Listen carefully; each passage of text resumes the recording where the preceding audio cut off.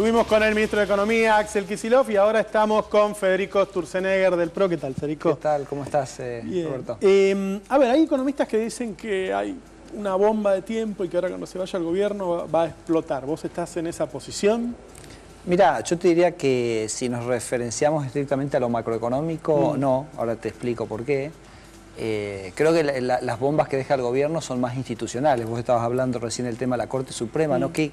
¿Qué transformación del kirchnerismo a lo largo de estos 12 años, ¿no? De una Corte Suprema que, vos mismo lo dijiste, ¿no? Que deja a Néstor Kirchner y que hoy me parece que es la última garantía de la República en la Argentina, un gobierno que termina tratando de asediarla y atacarla, ¿no? Entonces yo creo que los problemas son el tema del uso de la mentira. Esos problemas institucionales me parece que son los más serios. Por supuesto también hay problemas estructurales, una logística que se ha devastado, una economía que lleva 4 años sin crecimiento. Vos lo mostraste muy bien, ¿no? En tus gráficos de salario, la gente que alcanzó a verlo, 8 años con crecimiento del salario real, pero ahora 4 años con caída del salario real, que son caídas también en el nivel de producto. Cristina va a dejar lo que yo llamo la presidencia del cepo, ¿no? Porque la segunda presidencia fue la presidencia del cepo, va a dejar una economía que es casi 5% en ingreso per cápita más chica que cuando asumió, así que digamos, no es que no haya problemas. Ahora, si vos me decís desde el punto de vista macro hay una bomba, yo te diría no.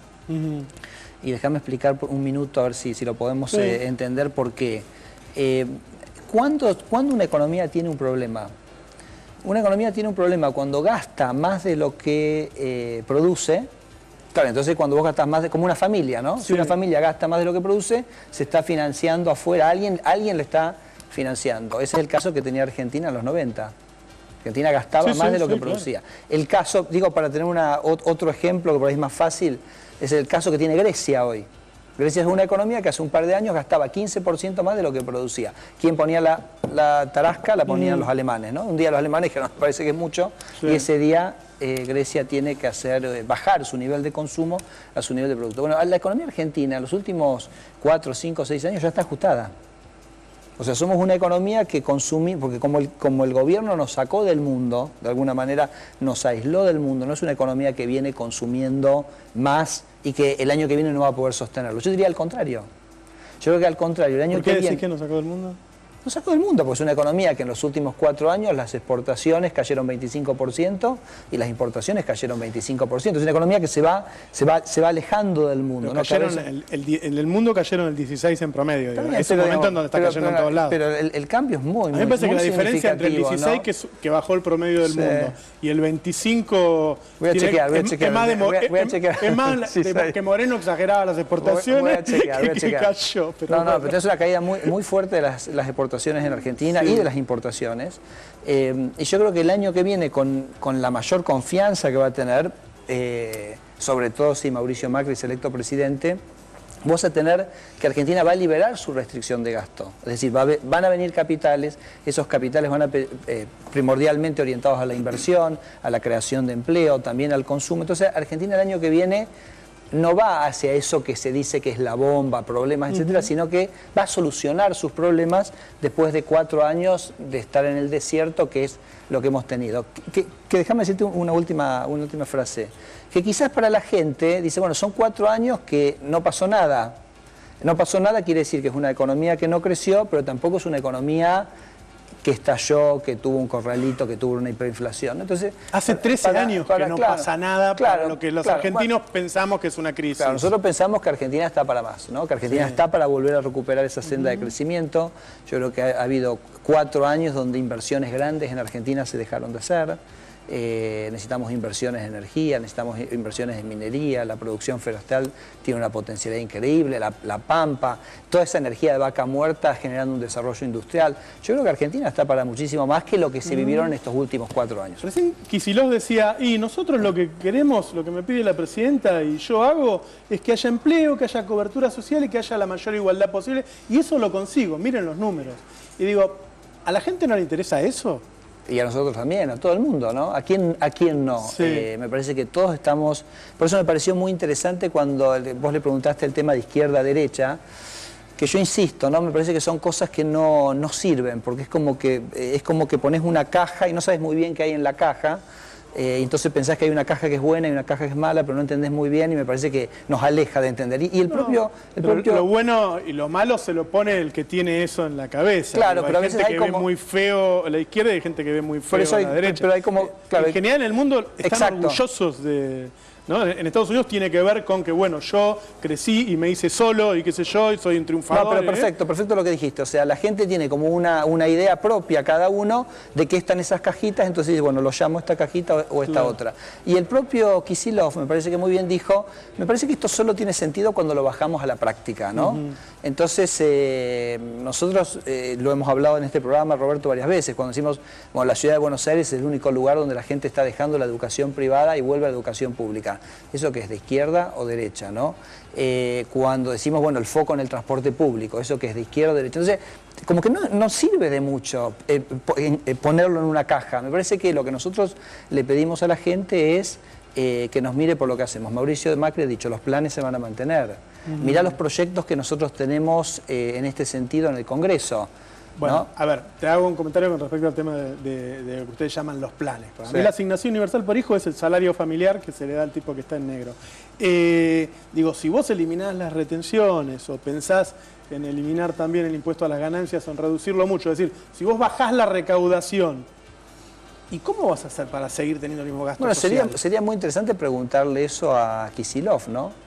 Porque él, es como que a veces el impuesto a las ganancias lo podés bajar y a él no se le pregunta esa pregunta de que entonces cómo va a financiar la asignación. Pero lo vino subiendo, no bajando. En los últimos años cada vez cobró más. Me parece que hay que hacer el planteado. Pero a mí me parece que el gobierno cada vez cobra más, la verdad. Lo que el gobierno gasta en la asignación universal por hijo es realmente muy poco, Roberto.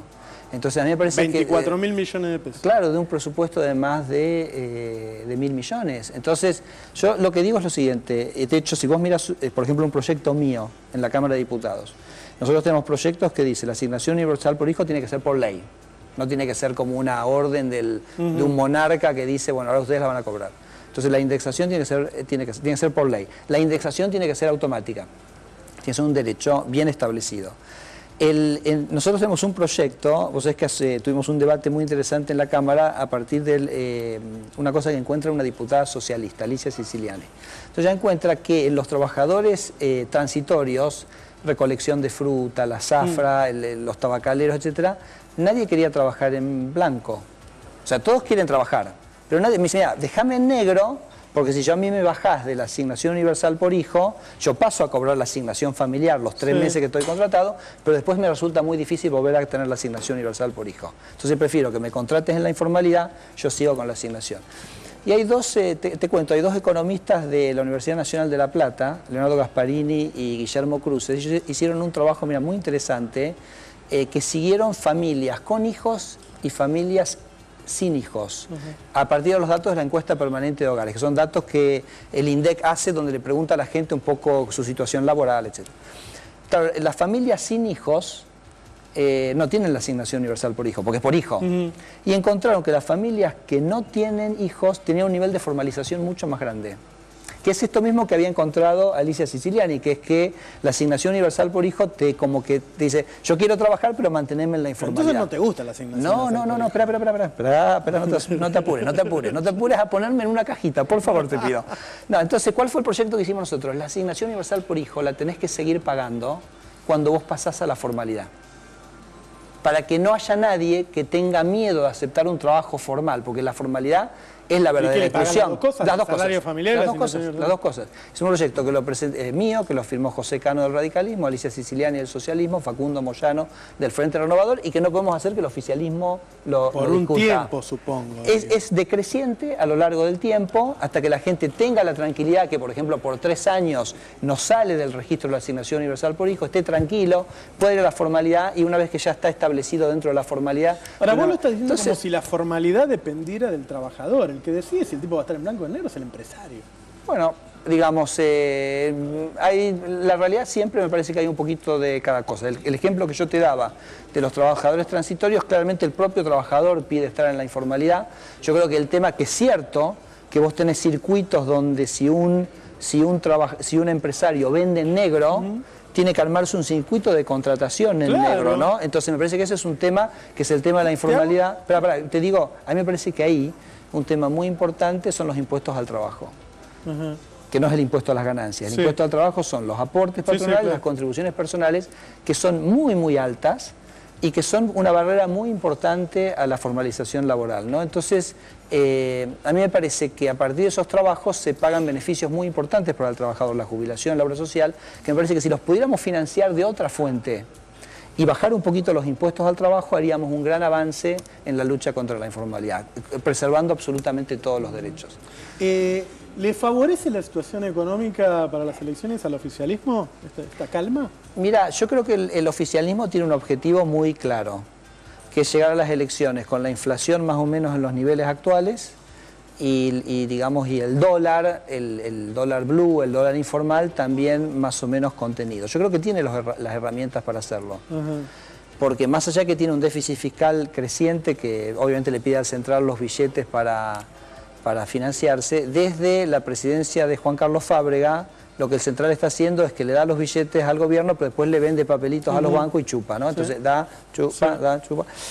Y entonces ha bajado la tasa de emisión, que estaba en 40% cuando Marcó del Ponte era el presidente del Banco Central, y que entonces llevó la inflación al 40%, y la bajó más o menos al 20%, con lo cual la inflación se bajó a ese 20-25% que me parece que es el número que estamos en este momento. Entonces, ¿puede el gobierno seguir haciendo esto hasta las elecciones? Puede seguir haciéndolo.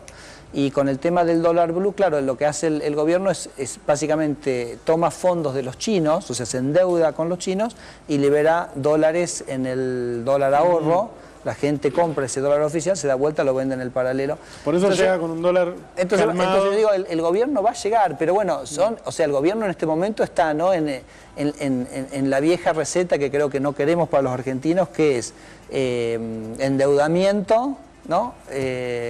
Endeudamiento externo para, digamos, contener algunas variables macroeconómicas. Con lo cual me parece que, bueno, pero me parece que va a llegar el gobierno con ese sentido y que solo realmente va a hacer una transformación en un sentido muy positivo cuando tengas este cambio de expectativas, vuelve a haber confianza en Argentina, vuelvan a entrar capitales, vuelva a haber voluntad de invertir en Argentina y me parece que eso va a poner rápidamente a Argentina en una senda de crecimiento nuevamente. Muchas gracias, Federico. Les dijimos hace un mes que se venía el cambio de carátula, que iba a terminar en suicidio. Bueno, las juntas médicas, todos los que son peritos oficiales, los peritos de la Corte Suprema, la data que dan es de suicidio. Solamente los de la querella, que no forman parte de la decisión, son tomados en cuenta, pero no tienen voto, claramente, están en contra. Es decir, está muy cerca FEIM de esa carátula de suicidio que cerraría este capítulo. Se nos terminó el tiempo. Wow.